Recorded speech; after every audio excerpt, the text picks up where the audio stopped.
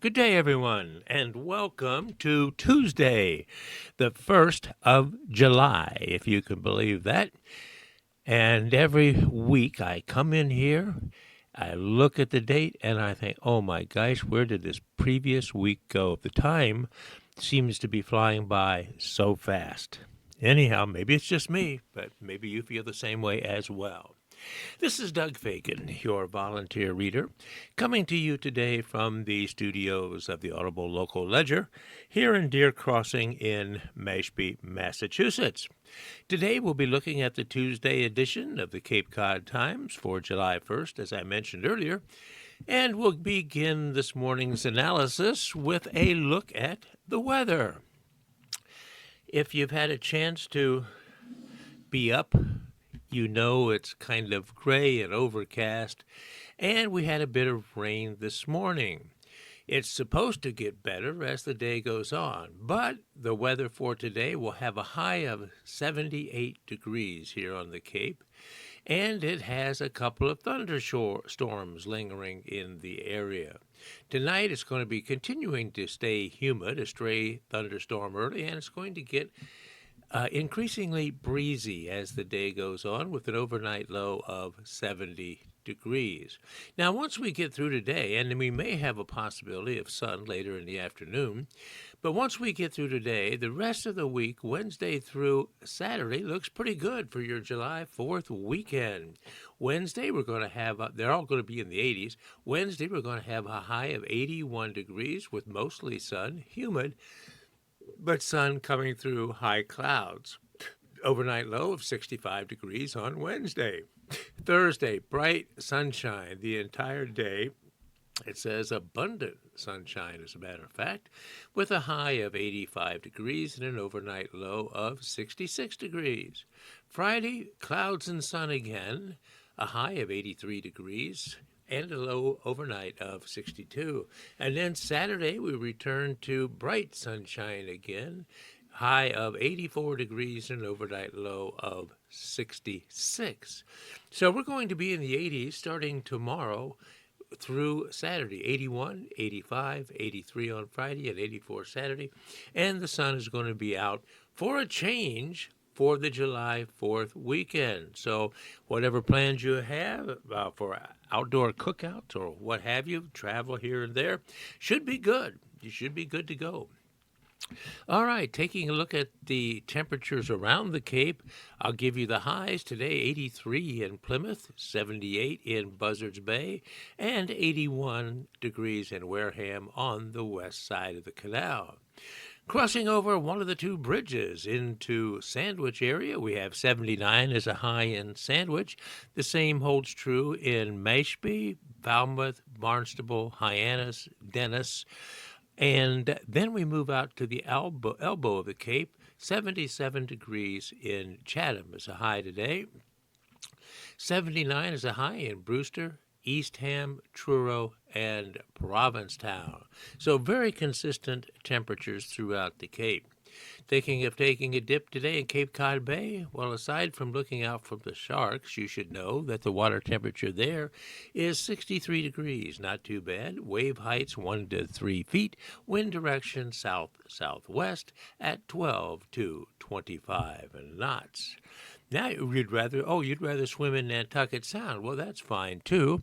The temperature there is a couple degrees cooler at 70 degrees versus 63 in Cape Cod Bay, which is not unusual. Wave heights minimal 2 to 4 feet. Winds southwest 12 to 25 knots. As I say, it's supposed to get a little breezier later in the day. Let's go from Falmouth out to the islands, or maybe you prefer to go from Hyannis out to the islands. Either way, out there on Martha's Vineyard, we're going to have a high of 77 at both Oak Bluffs and Edgartown. And moving on to Nantucket, 76 degrees at Nantucket and 74 degrees at Secaucet. So there you have it, friends, your overall look not only at today's weather and the highs around the Cape and the South Shore, but also a look throughout the rest of the week. And as I say, once we get past today, you're going to have sunshine, or at least so it says, through Saturday with temperatures in the low 80s. All right, there you have it, a look at the overall weather. Let's now turn to page 1 and see what we find there in terms of articles of local or regional interest first, and then we'll move on to articles of national interest. On page 1 of today's July 1st, Tuesday edition of the Cape Cod Times, we find 2 articles of local interest. The headline here for the main article is Food We Grew Up On. It's accompanied by a couple pictures, which I'll reference later, but it references Uncle Juju's Lebanese food coming to Bank Street Beach. The first picture has 2 watermelon refresher drinks complete an order on June 25th at Uncle Juju's food truck at Bank Street Beach in Harwich. And the article is written by Denise Coffey of the Cape Cod Times Network with a dateline of Harwichport, and here is the article. The famous late chef Anthony Bourdain once said, when someone is offering you food, they're telling you a story. They are telling you about themselves, where they come from, who they are, what makes them happy. If that's true, then Charbel, that's Charbel, and Miriam Masad are sharing stories about their parents, a special uncle whose joie de vivre continues to inspire them, and the food that binds them together. The brother-sister business partners are in their second season, offering authentic Lebanese food from Uncle Juju's food truck. That's J-O-U-J-O-U, Uncle Juju's food truck, at Bank Street Beach. Inside the 16-foot by 7-foot fiber core trailer is everything they need to serve up authentic Lebanese food. Marinated beef, shawarma, creamy hummus, falafel bowls, garlic paste, and Persian cucumbers, all made with Mediterranean spices that they import for their business. It's the food we grew up on, Charbel said during an interview on June 25th. When we went to Lebanon, it was always the food that we looked for to eat when we were there. It was Uncle Juju, brother of their father, Mikhail Masad, who watched over them and took them wherever they wanted to go, even if it was for pizza at 1 a.m. in the morning. From their elementary to middle school years, they traveled to Lebanon every summer to visit him. He always loved food, Charbel said. He always took care of us as well. The 23-year-old has a kind face and a warm personality. On June 25th, he carried bags of ice into the food truck. He took out the menu board and opened an umbrella at a nearby picnic table, pausing to ask a woman looking over the menu if she needed any help. The food truck venture wasn't fully planned, he said. Charbel is an electromechanical engineer. His 27-year-old sister is a biomedical engineer working for AstraZeneca. When they saw the truck for sale in the Washington, D.C. area where Miriam lives, they then decided to buy it. And there is a picture of Charbel Masad, the co-owner of Uncle Juju's Food, with the food truck, which is light blue in color, being set up for the second season in the parking lot at Bank Street Beach in Harwichport. Masad is holding a falafel, I don't know if I'm saying that right, F-A-L-A-F-E-L, falafel sandwich, available at the food truck. So this is Cape Cod's only Lebanese food truck. They aren't the only food truck on the Cape, but they are the only one offering Lebanese food. The annual Cape Cod Food Truck and Craft Beverage Festival draws upwards of 30 food trucks, but they come from all over New England. Charbel designed the layout with Gribble, panini press, sandwich station, espresso machine. They serve 3 Fins coffee, by the way, freezer and refrigerator. Shelves hold syrups, chips, T-shirts, and stickers. They had the food truck shield wrapped in Mediterranean blue and created a logo featuring Uncle Juju, with a white beard, sunglasses, and bare feet, sitting on the beach eating a shawarma. That's S-H-A-W-A-R-M-A, shawarma sandwich. He was a fun uncle, like a second father to us, Charbel said, so we wanted to name our food truck and our business after him. So, spending the day with my mother. Well, Mikhail does most of the cooking. He owned a bakery in Lebanon before he and his wife moved to the United States 25 years ago. Charbel's mother, Lena, makes pickled cucumbers and radishes and a dessert called biscuit du chocolat. She works inside Charbel beside Charbel most days. The most enjoyable part is spending the day with my mother, even though we argue, he quipped. We love meeting customers, getting to know them. This is the second year, as was stated earlier, that Uncle Juju's has been parked at Bank Street Beach. The Mossads have another year on a 3-year contract with Harwich Town, but want to continue the venture. Most of the business comes from beachgoers, of course, but online and delivery orders make up a small percentage as well. Uncle Juju's offers catering services as well. Charbel has been pleased with customers' reviews. They like that it's fresh food. Nothing is frozen, he said. It's as authentic as you can get for Lebanese food. All right, there you have it. In Harwichport, the Lebanese food truck, Uncle Juju's, at the Bank Street Beach. All right, friends, that's the headline article. Let's move on to another one of local interest on page 1. This next article has a dateline of Barnstable. It's written by Sarah Vaughn of the Cape Cod Times Network, and it says, Court Report, Cape Man not guilty in 2011 death of Lampley. Here's the article.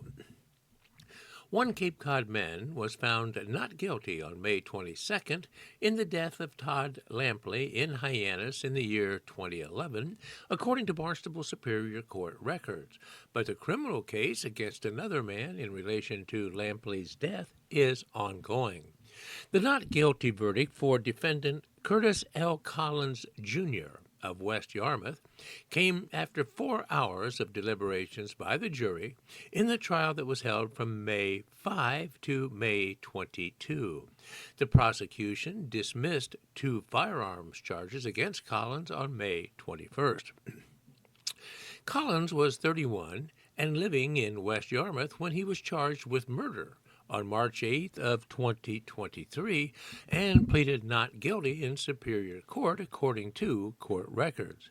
Lampley, age 31 at the time, was fatally shot through a bedroom window around 10 p.m. on February 27th in the year 2011 when he was inside the address at 42 Fresh Holes Road.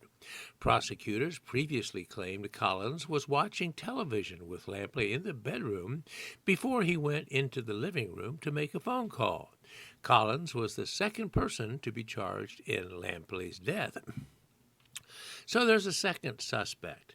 DeVaris Hampton of Mashpee was charged with Lampley's killing and with 2 firearms violations on July 14th of 2023, according to the latest Superior Court records.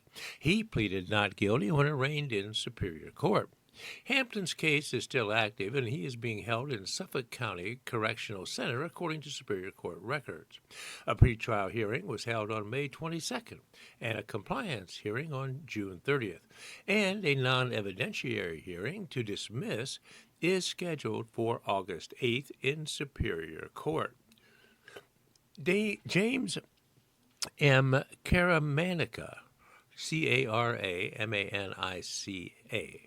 Collins' attorney, told the Times on June 27th that the prosecution's theory was based on finding 2 cell phones at the scene of the crime. Collins voluntarily turned over his phone to police as well as another phone, he said. The prosecution's theory was that Collins and Hampton had exchanged phone calls several times, including before and after the shooting. Attorney Caramanica said there were plenty of evidence that other people had access to his phone, Caramanica said, in stating his defense of Collins. The bottom line was there was no evidence that Curtis made phone calls to the shooter.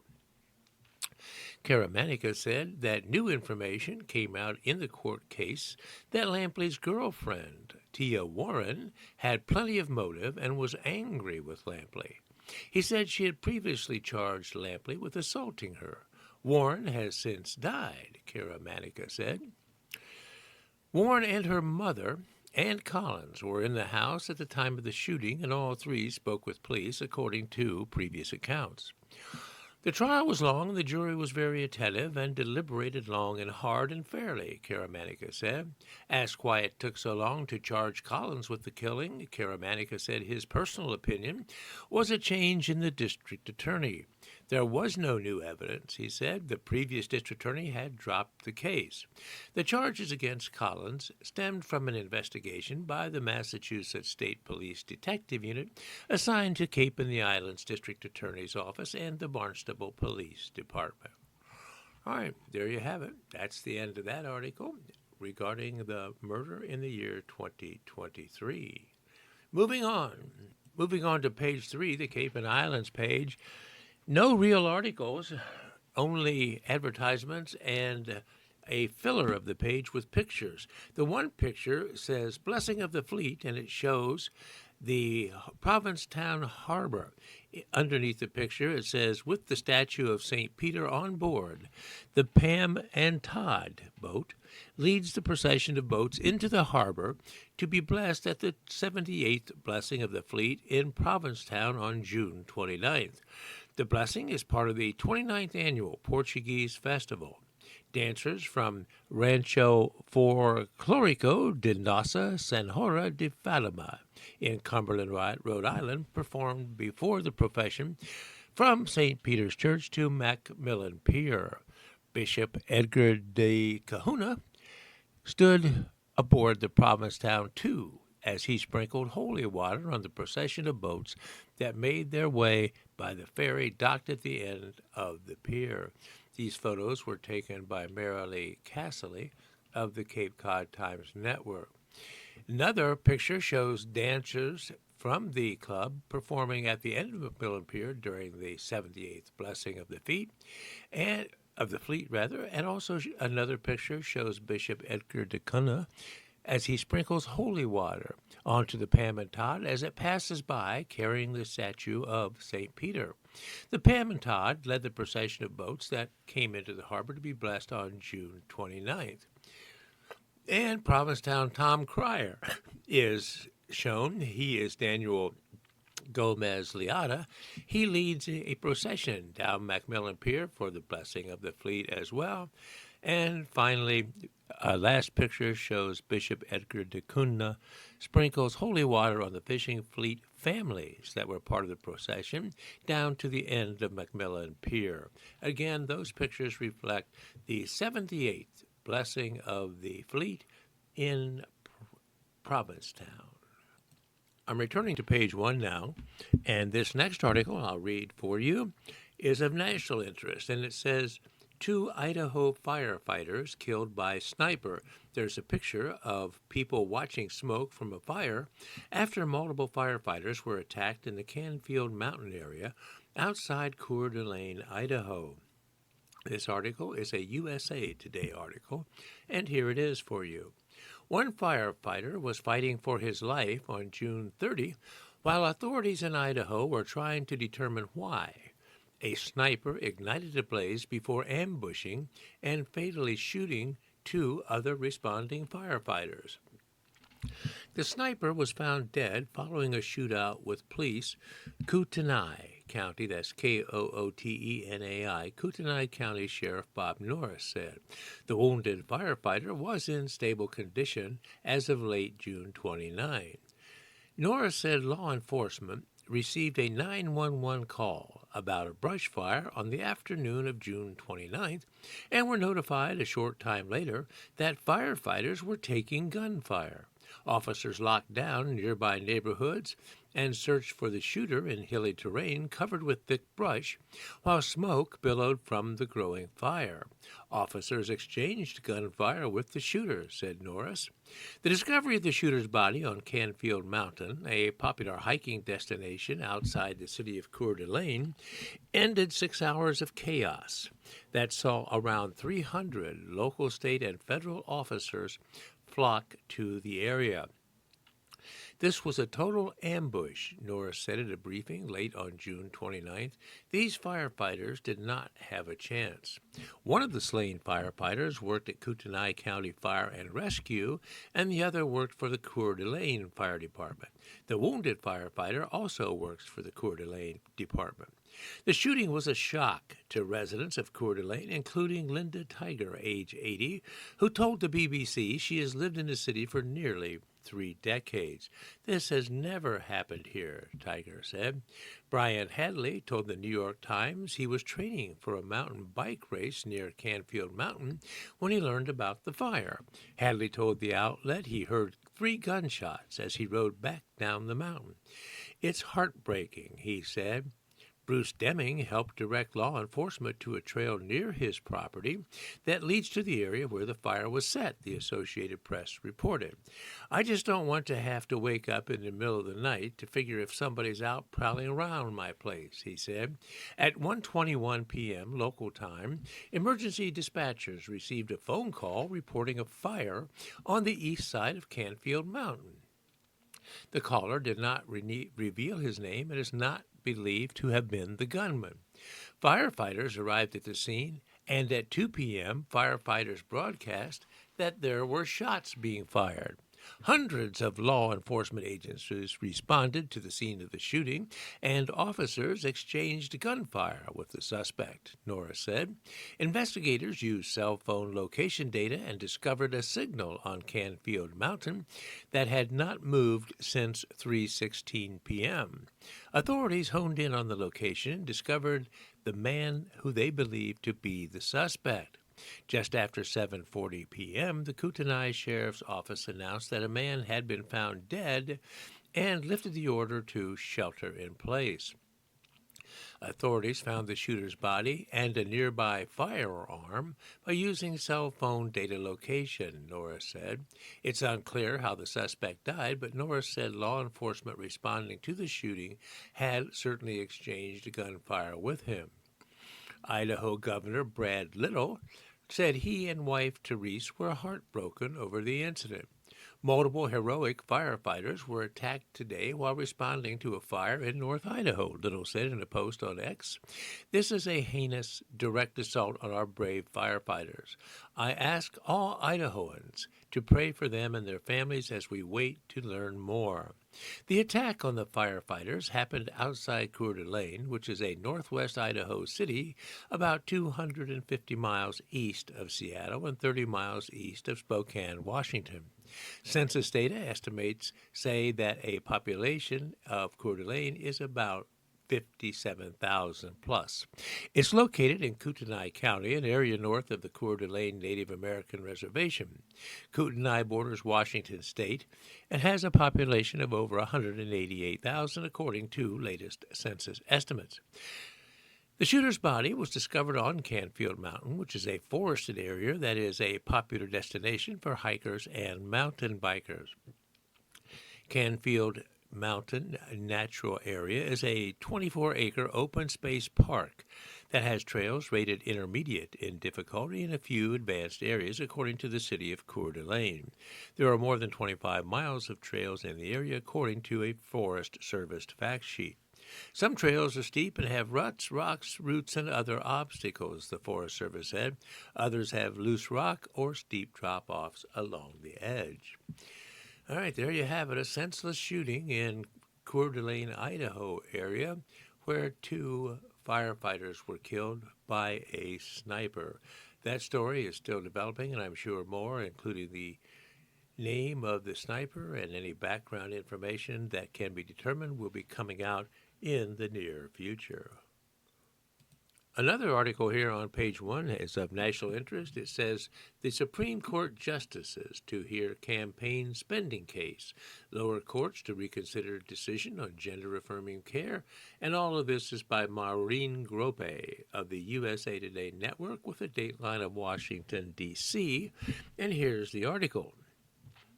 Days after starting its summer break, the Supreme Court added 2 big money cases to its docket for the term that starts in October. and started the ramifications of its high-profile ruling upholding Tennessee's ban on gender-affirming care for transgender minors. Lower courts, the justices said on June 30, must now reconsider their decisions that government-sponsored insurance plans must pay for gender-affirming care. The Ninth U.S. District Court of Appeals said Idaho's head of Medicaid could be sued for not approving sex reassignment surgery. The Fourth U.S. Circuit Court of Appeals ruled North Carolina's and West Virginia's refusals to cover certain health care for transgender people were discriminatory. Dozens of state Medicaid and employee health care plans across the country have similar exclusions, according to North Carolina. The court also directed consideration of a decision allowing transgender people to challenge Oklahoma's refusal to let them change their gender designation on their birth certificates. In the next term, the justices will take up the regulation of money in politics in a case that could lead to the overturning of a 2001 decision limiting how much political parties can spend in coordination with a federal candidate. The campaign finance case is part of a long-standing debate over how to balance free speech rights against preventing corruption. It was initiated by Vice President J.D. Vance when he was a senator, along with former Representative Steve Chabot, the National Republican Senatorial Committee, and the National Republican Congressional Committee. The Supreme Court previously said restrictions are allowed on how much the parties can spend in direct coordination with a candidate. That's to prevent donors from evading limits on how much they can contribute to candidates. The Cincinnati-based 6th U.S.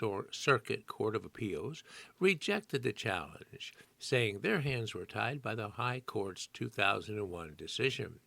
However, the GOP argues the law and the facts have changed. They argue that other Supreme Court decisions since then have narrowed the reasons Congress can restrict campaign spending and have led to virtually unlimited spending by super PACs. In addition, Congress has amended the campaign finance laws to allow more coordinated spending in some areas, such as presidential nominating conventions.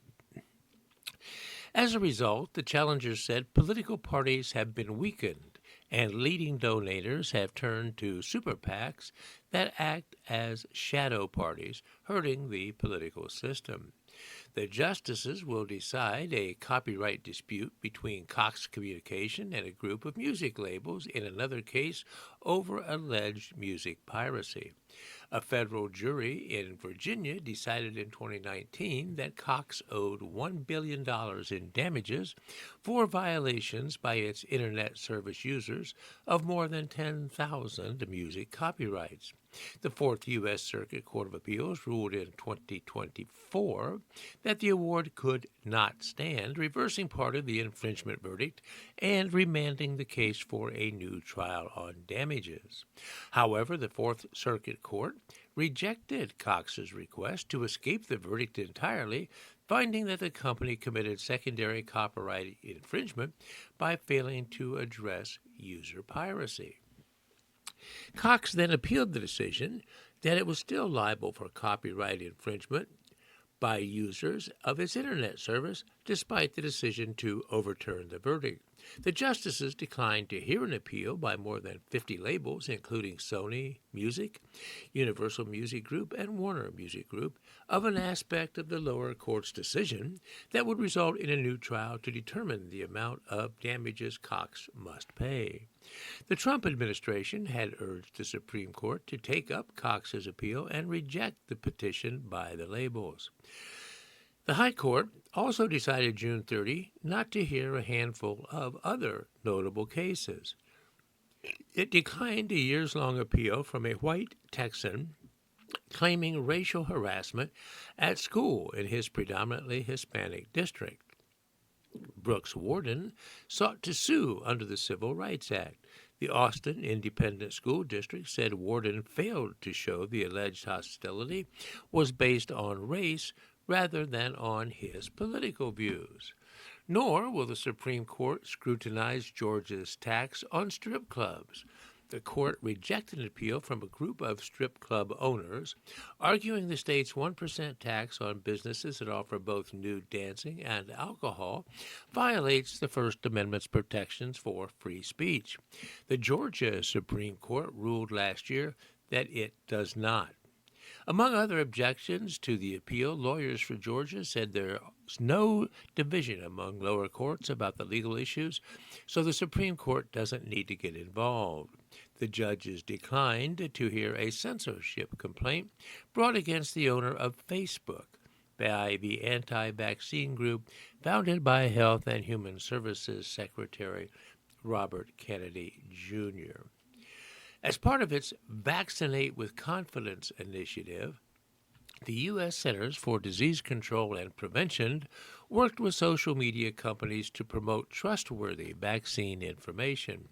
Children's Health Defense said its First Amendment rights were violated when Facebook restricted the group's anti-vaccine posts.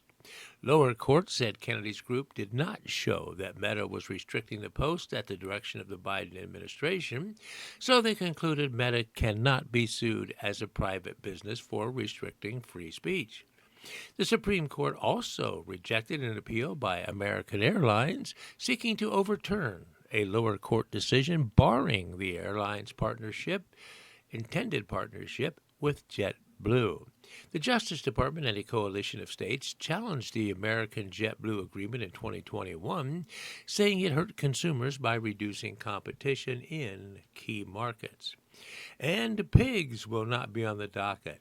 2 years after narrowly upholding California's controversial requirements on the sale of pork products, the Supreme Court declined to hear a similar challenge to the animal welfare law by the Iowa Pork Producers Association. All right, there you have it, kind of a cursory look at some of the items that will be discussed and heard by the Supreme Court when they reconvene this next October. Here's an article about our neighbor, the country of Canada, and it says Canada seeks to advance stalled U.S. trade talks. This is a Reuters news agency service article, and it has a picture of President Trump and Canadian Prime Minister Mark Carney attending a meeting with G7 leaders and guests in this past month of June on the 16th in Alberta. The pair will resume trade negotiations in order to agree on a deal by July 21. And this article has a dateline of Ottawa, Ontario. Here's the article. Canada scrapped its digital services tax targeting the U.S. technology firms just hours before it was due to take effect on June 30th in a bid to advance stalled trade negotiations with the United States. Canadian Prime Minister Mark Carney and President Trump will resume trade negotiations in order to agree on a deal by July 21st, hopefully, Canada's finance minister said in a June 29th statement. Thank you, Canada, for removing your digital services tax, which was intended to stifle American innovation and would have been a deal breaker for any trade deal with America, Commerce Secretary Howard Lutnick responded in a post on X. Wall Street futures hit record highs the morning of June 30th as sentiment in the markets rose amid optimism over trade negotiations with key partners, including Canada. Trump abruptly called off trade talks on June 27th over Canada's digital services tax, saying it was a blatant attack on the U.S. He reiterated his comments on June 29th, pledging to set a new tariff rate on Canadian goods within the next week, which threatened to push relations with Canada back into chaos after a period of relative calm. Trump and Carney met at a G7 summit in June with the Canadian Prime Minister saying they had agreed to wrap up a new economic agreement within 30 days. Canada's planned digital tax was 3% of the digital services revenue a firm takes in from Canadian users above $20 million in a calendar year, and payments were to be retroactive to 2022. The tax collection, slated for June 30, will be halted, the statement from Canada's finance minister said. Finance Minister Francois Philippe Champagne will forward legislation to rescind the Digital Services Tax. The DST was announced in 2020 to address the fact that many large technological companies operating in Canada may not otherwise pay tax on revenues generated from Canadians, the statement said. Canada's preference has always been a multilateral agreement related to digital services taxation. Canada is the second largest U.S. trading partner after Mexico and the largest buyer of U.S. exports. It bought $349.4 billion of U.S. goods last year and exported $412.7 billion to the United States, according to U.S. Census Bureau data. Okay, the beat goes on in terms of tariffs and trade talks with the U.S. and Canada. Well, friends, at this point, we're just a little bit past the halfway portion of today's broadcast, and typically at this point or near this point, we take a look at the various obituaries found in today's paper. And we have a couple obituaries today, so let's take a look at those now. The first is of Paul F. Nutting, Nutting. Has a dateline of Mashpee, and here is part of that obituary. Paul F. Nutting of Mashpee died suddenly on June 27th at Falmouth Hospital. He was the beloved husband of Catherine Nutting, with whom he shared 44 wonderful years of marriage. Paul loved life, loved his family and friends, enjoyed helping people, and had many interests. Whether he was entertaining at home on his patio, traveling the world with his wife, biking on Old Cape Cod, delivering meals on wheels, or tapping his feet to Broadway show tunes, Paul always had a smile on his face and a gleam in his eye and a good word for all. Sharing his love of food with everyone, Paul taught guests many skills he perfected in his decades-long career in the retail supermarket industry at First National Stores and Stop and Shop in Massachusetts, Connecticut, and New York. Paul would not only would cook for a large group, but also instructed guests about how to do their own cooking, selecting, prepping, and grilling the perfect steak, as well as proper knife handling and sharpening skills. After retiring in 2002, Paul took his first bike trip to Europe with his daughter Jennifer and fell in love with bike tours. Paul and Kathy toured many European countries in addition to touring the U.S., and they had a trip of a lifetime biking across New Zealand's South Island. Recently, Paul and Kathy had the joy of traveling with family to Europe and biking the Danube River. Spending time with family and friends was Paul's happy place. Paul is survived by his wife, Catherine, his children Janice Burke and husband Lloyd, Paul Nutting of Dorchester, Michael Nutting of Fort Lauderdale, Florida, and Jennifer Nutting and husband Marco of Los Angeles. A celebration of life will be held at a future date. That, friends, was the obituary of Paul F. Nutting, Nutting, of Mashpee. Our next obituary is that of Tess Virk, Virk. It has a dateline of Kingston. Tess Elizabeth Virk, Virk, age 35, recently of Plymouth, Mass., and formerly of Hyannis, transitioned from this life after a tragic accident on June 19th in Plymouth. Tess was born in Hyannis to Betsy Milmore and Andrew Charles Fernley on February 24th of 1990. She attended and graduated from Cape Cod Regional Technical School at Harwich, having studied early childhood development and informational technology. She went on to earn several vocational certificates in the medical field, including one for phlebotomy and for a certified nursing aide. She was most recently working for the Registry of Motor Vehicles in South Yarmouth and had just passed the state civil service exam to expand her career options. Tess was a loving daughter, sister, wife, niece, and friend. She had a big, generous heart, passionate feelings, and a desire to help anyone and everyone she could. She held no hate in her body. She sparkled like the shiny things she loved to wear. She had a fondness for all animals, but especially dogs. She loved spice and Halloween, really all things autumn. She had a quirky and spicy sense of humor with an infectious laugh, loved to travel, and her innocent heart especially loved the wonder and magic that Disney represents. Tess is survived by her loving husband of Plymouth. She's also survived by her mother and other extended relatives. Her unexpected passing has left us all heartbroken. May her transition into spirit be a continuation and expansion of her light and love. Visitation will be held on Saturday, July 12th at Shepherd Funeral Home, 216 Main Street in Kingston, Massachusetts, from 1 to 3:30, followed directly by a memorial service at the funeral home, where they invite family and friends to share memories. Donations in her memory may be made to the Friends of the Plymouth Pound, for animals. Again, donations may be made to Friends of the Plymouth Pound. That, friends, was the obituary of Tess Verk of Kingston. Moving on.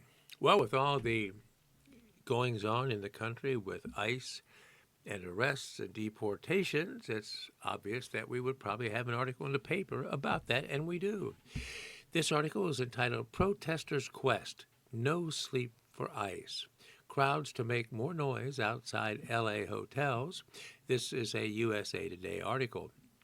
It's accompanied by a picture of mariachi musician Marciela Martinez holding a poster as she marches past U.S. Marines near the Metropolitan Detention Center during a protest in Los Angeles on June 20.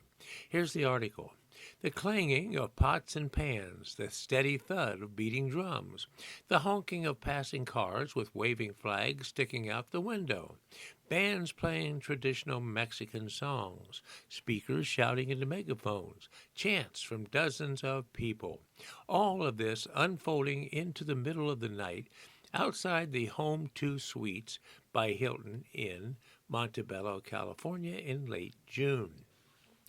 These protests were part of a nightly No Sleep for ICE campaign in and around Los Angeles County. The goal? To make as much noise as possible to keep U.S. immigrations and customs enforcement officers from sleeping and to put pressure on hotel staff to kick ICE out. Verita Topete, a leader of the Immigration Committee with Centro CSO, took part in the protest. She said that she arrived by 8:30 p.m. on June 20th, and before she knew it, a crowd began to show up on the sidewalk outside the hotel. They were just making noise, playing music, and some people were dancing, Topete said. A lot of people were holding signs saying, ICE is not welcome here. By 10 p.m., dozens more protesters joined the group, and they did not disperse until 3 a.m. Topete said that the next day they returned with enough people to take over the two-lane street to block people from going into the front of the hotel. Some protesters came with their families. A band also showed up with drums and guitars, and many people were dancing to traditional Mexican songs like Caballo Dorado and La Chona. It was very peaceful protest, just very noisy, she said. Topete said the protest is important to apply pressure and to let city and state officials know that we do not agree with this at a time when ICE agents are hunting down our working class community members as if they're criminals, throwing them to the pavement and taking them away from their workplaces. An ICE spokesperson pushed back on their protest when asked for comment about the demonstration outside of the various hotels.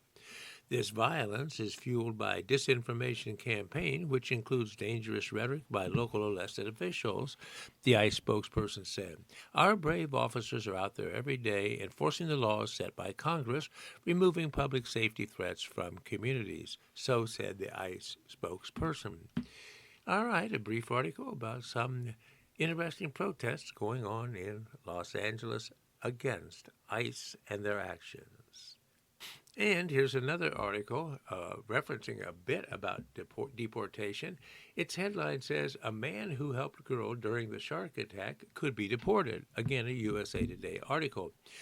A man who ran into the water to help a 9-year-old girl after she was bitten by a shark in Florida may be facing deportation after he was arrested and accused of driving without a license days after the attack. Luis Alvarez, age 31, of Lehigh Acres, Florida, was stopped about 1:30 a.m. on June 14. He was driving a gray SUV with Rhode Island tags, according to the Collier County Sheriff's Office arrest report. Court records indicate he is being held in jail by U.S. Immigration and Customs Enforcement, ICE, according to reporting from the Fort Myers News Press, part of the USA Today network. He's scheduled to go before a judge on July 9th. USA Today has reached out to ICE for more information. On the day of the arrest, police say Alvarez was driving a car without its headlights on when he was pulled over.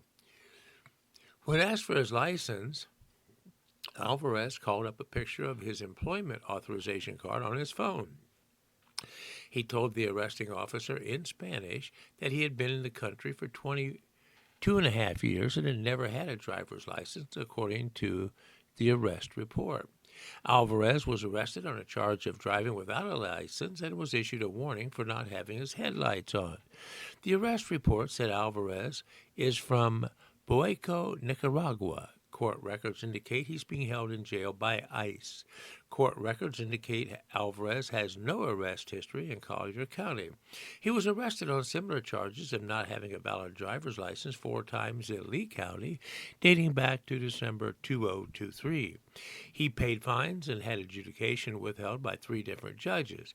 In the most recent case, the judge issued a D6 suspension on June 23rd, meaning since Alvarez had not paid his fine, he was unable to apply for a license.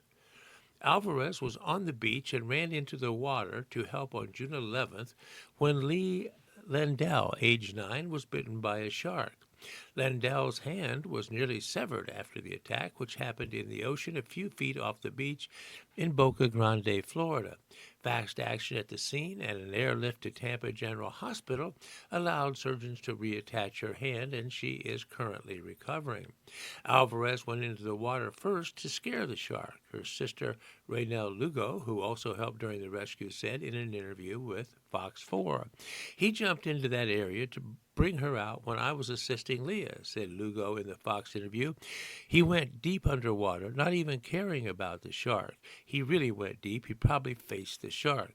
Body camera footage from a Lee County Sheriff's Office deputy who responded to the call shows the 3 men standing next to the water as Lee was being treated by EMS personnel.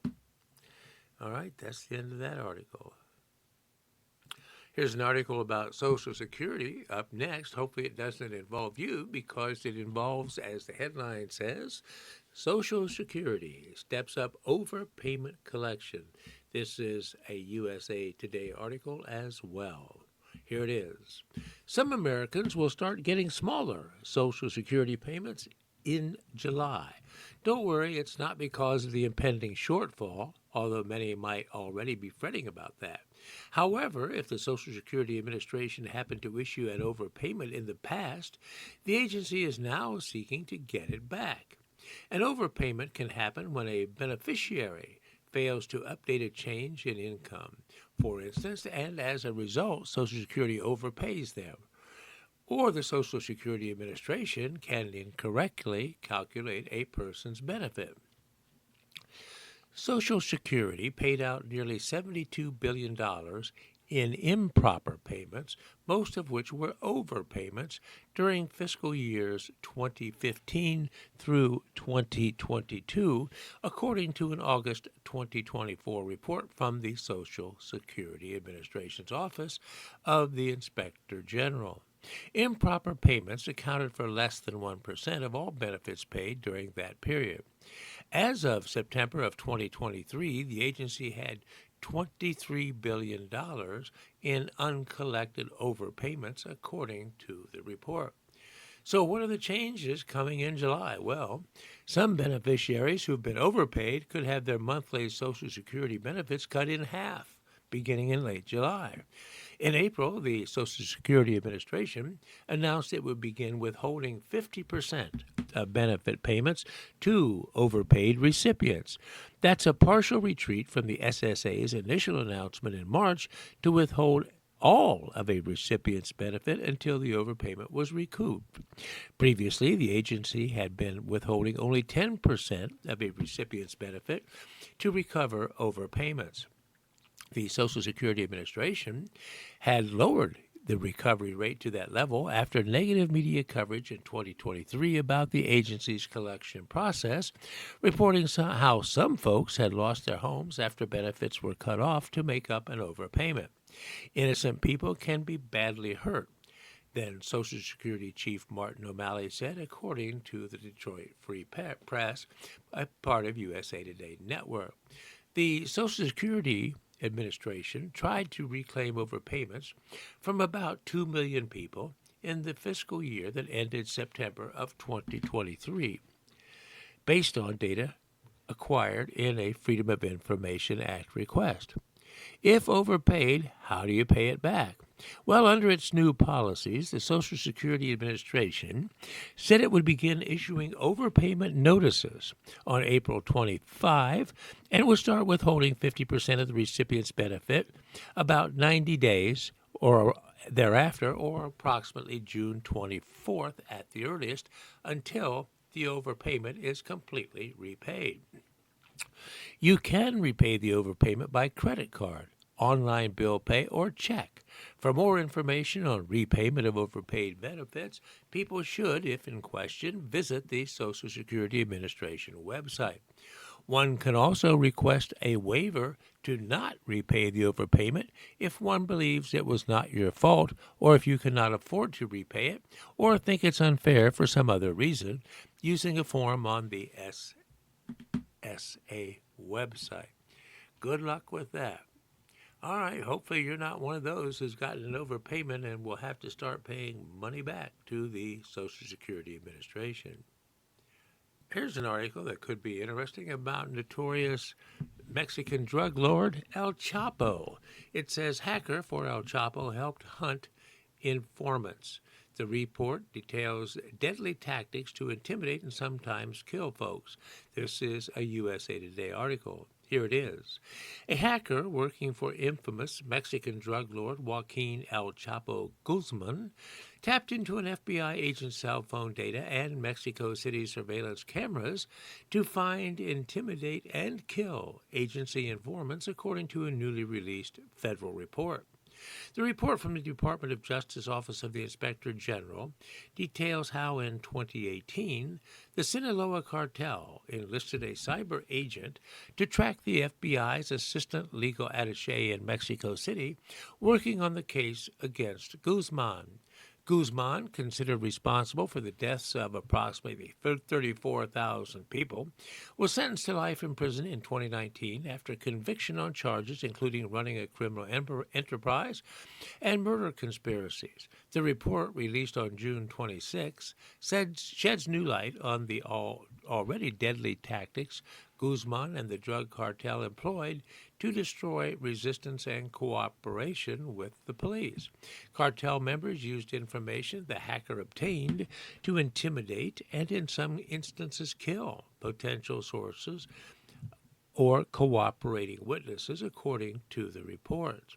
Efforts to hurt the legal case against Guzman came amid his federal trial in Brooklyn in 2018.